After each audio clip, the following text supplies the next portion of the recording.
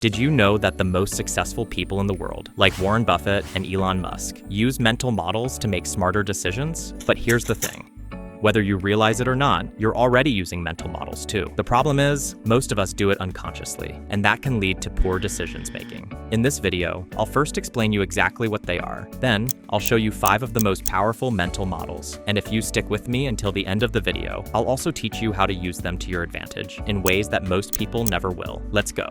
So, what exactly is a mental model? It's a simplified explanation of how something works. Think of it as a thinking tool, a shortcut for reasoning that helps you understand the world and make smarter choices. Whether you know it or not, you already have mental models based on your experiences, beliefs, and ideas. But here's the catch. Not all mental models are created equal. Some can lead to brilliant decisions, while others can hold you back. So let's get started. Alright, so let's talk about the 5 mental models you need to know. Number 1, anchoring. Anchoring is a cognitive bias, where we rely too heavily on the first piece of information we receive when making decisions. For example, if you're negotiating a salary and the first number thrown out is $50,000, that number becomes the anchor, even if you're actually worth $70,000. The key here is to recognize the anchor and consciously adjust your thinking to avoid being influenced by it. Number 2, circle of competence. This mental model is all about knowing what you know and what you don't know. You don't have to be an expert in everything. Success often comes from doubling down on what you're good at and staying within your circle of competence.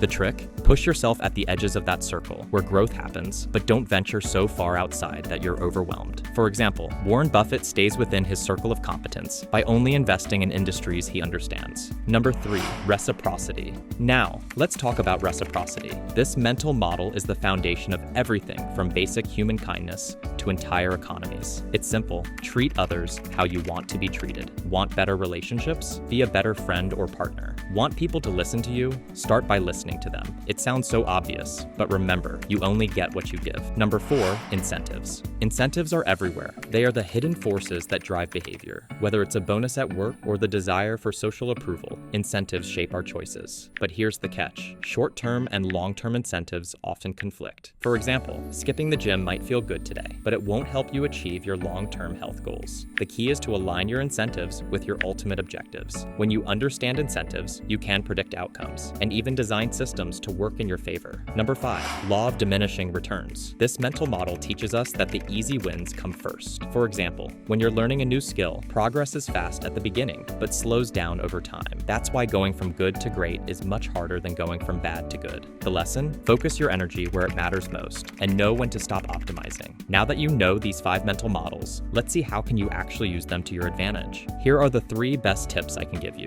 1, observe people. Look at the decisions of successful people, whether it's a famous entrepreneur or a colleague you admire. Ask yourself, what mental models are they using? Why are they so good at what they do? 2, reflect on your own thinking. Start paying attention to the mental models you already use. Are they helping you or holding you back?